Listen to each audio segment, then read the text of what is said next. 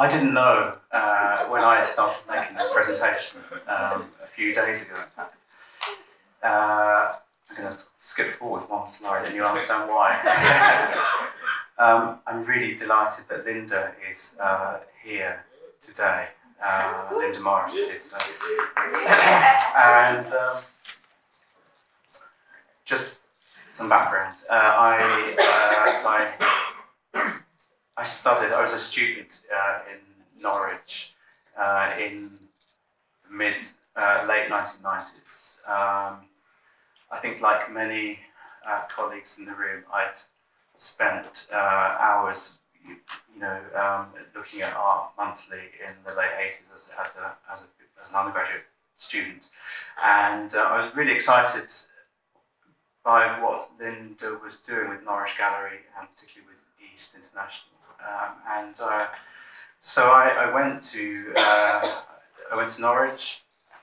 I saw an East International exhibition, I think in 1997, just before I was a postgraduate student there.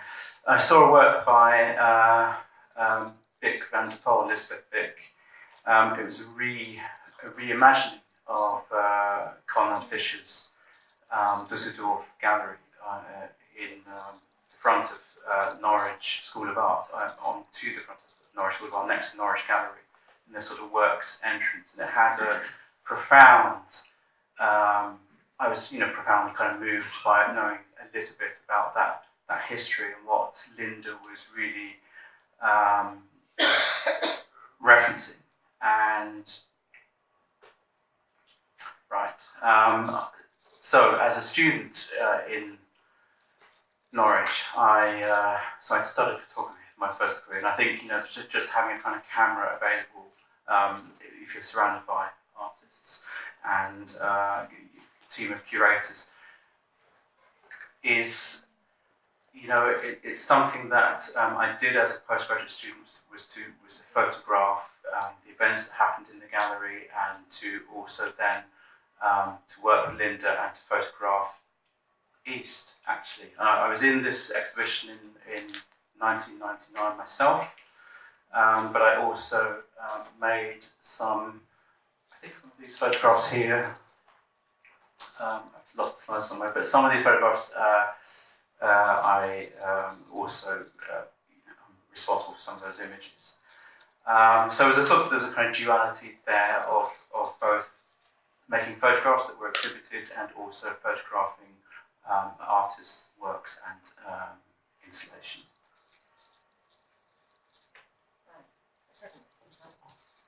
Right, okay. Hi. So I'm going to talk from a sort of really pragmatic, practical perspective. This is a shot that I think was scanned from a newspaper, so it's really bad quality, and of Mona Hatoum's performance in Reflections in '82. What I understand was a seminal performance, but obviously I didn't experience it. I only experienced it through this photograph. And so I'm really interested in the state of Aspex's archive, or lack thereof, and the range of images we do or don't have. Because Cornelia Park hasn't got enough exposure today, I wanted, and in response to Edward's installation of the making of the work, I thought I'd show the installation of the work at Aspex in 1989, 30 years ago this year.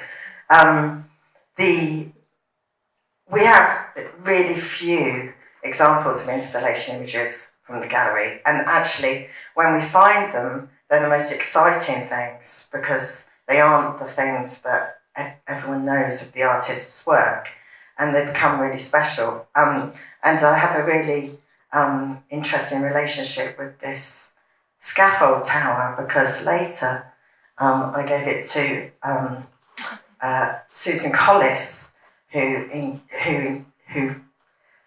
glitter flocked it, giving it a new lease of life, making the scaffold, which for me, had such a special place because of the Cornelia Parker photograph. Then became an artwork in her show that I Know All About You in 2004, as she was winner of the first emergency. So, also I should mention this photograph is appalling, partly because I took it, but also because we couldn't afford, because back on the screen, it does here, because we couldn't afford a photographer very often, and also because we were using really bad digital cameras and really bad lighting, and so most of the photographs that we have of exhibitions that haven't been professionally photographed are of this appalling quality. Or photographs like this, really dark photographs, Heather and Ivan Morrison. Certainly not a photograph that forms part of the artist presentation, but these are all, these are personal archives or snatch moments, and also a record of the destruction of that work in 2010 when someone set fire to it on Southsea Common. Shall I do these bullet points now, or shall I leave it for Woodrow? You need to go through your slides. Is the next slide yours, Guy? No, it's yours, I think. It's not. Oh, no, that's mine. That's mine. Sorry, that's really well. yeah. Yeah. Oh, documentation of public response to the destruction of the work was interesting.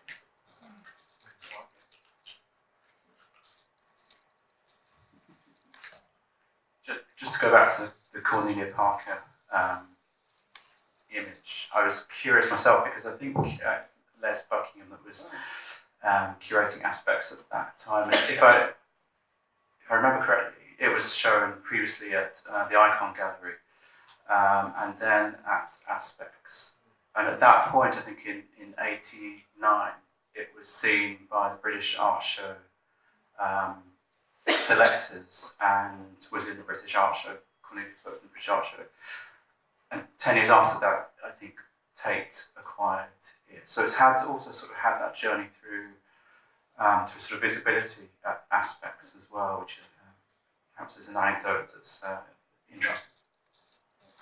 I think it's worth mentioning some of these anecdotes, we're not entirely sure if they're all true. We'll talk about truth. I think there's some truth in that. Where's Lace?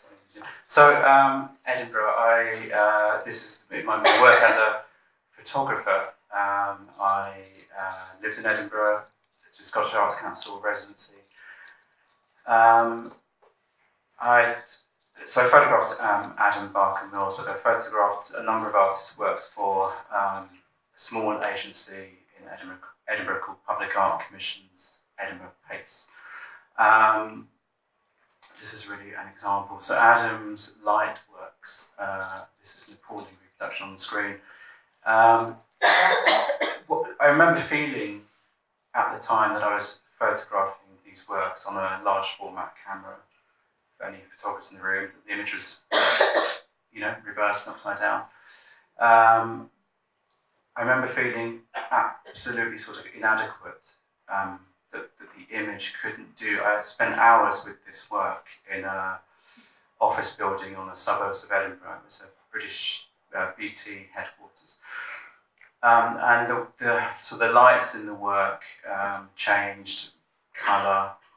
They were on timers, and the work had to be seen really in a sort of low light. So for a photographer, it was both challenging, and as a viewer, it was extraordinary. And I felt that the image is so inadequate in a way. It does something, and we can talk about that perhaps more, but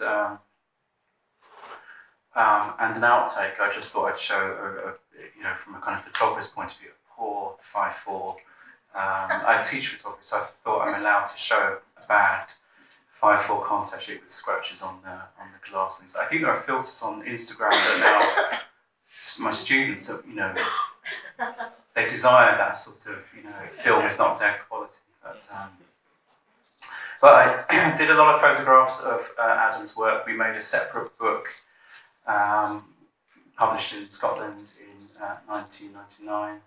Also a photograph showing Mullen's work, her language-based paintings in situ, and whilst I was in Edinburgh, just to show 35mm slides. We don't see those very often these days, and I think Hugo mentioned floods. This is an anecdote, to be very quick. My house flooded I live in Southampton. I had a flash flood. My house flooded last April.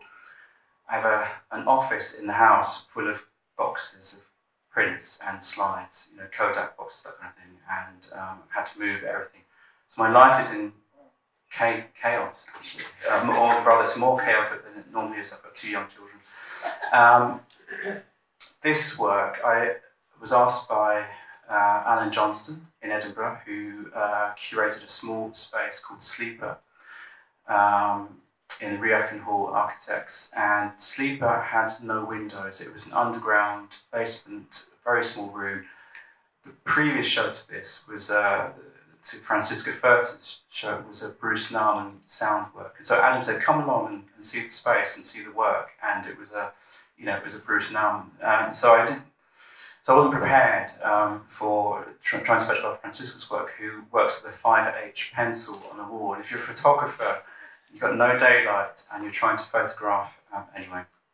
I'm just trying to show the challenges one faces, but the sort of the light that there was reflected on the graphite on the wall, and we actually got some images, some documentation from it, but it's not necessarily that easy.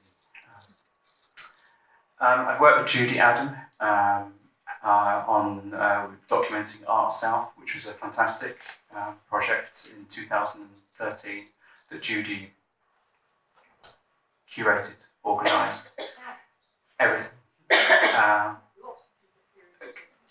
Okay. So really just to show, again, there's a catalogue published, and the catalogue has some of these works. Aspects. Okay. So very quickly, Woodrow, I'm going to move through this. I was in a show called Waterlog in 2007. It was commissioned by Film and Video Umbrella, curated by Stephen Bode and Jerry Miller. So really, these are my own photographs of trying to document the process of installing, because for me that's as important as the final work. Exhibitions aren't just these sort of polished, finished areas, but are actually long processes that take a lot of time and usually involve a lot of people. So here we're installing Tassler Dean's film cinema. You get a sense of the finished gallery work. Book. I've included this slide because I thought it would be interesting, perhaps as a sort of discursive point. Sebald, Alexandra Harris, Brian Dillon, more recently, often refer to their experiences of artworks and photographic images as a sort of form of fiction literature. Particularly, of course, Sebald, who I'm sure everyone knows in the room. This is from The Rings of Saturn. Sebald, of course, would apparently spend, would make these archival images appear more archival, would appear older than they were, photocopying them time and again to give the impression of something that existed in a period of time, and the writing would sort of embellish that fiction. This is where the character W.G. Sebald in The Rings of Saturn ends up at his friend Michael Hamburger, the translator, the poet, Michael Hamburger's house in Suffolk, and Waterlog in Waterlog.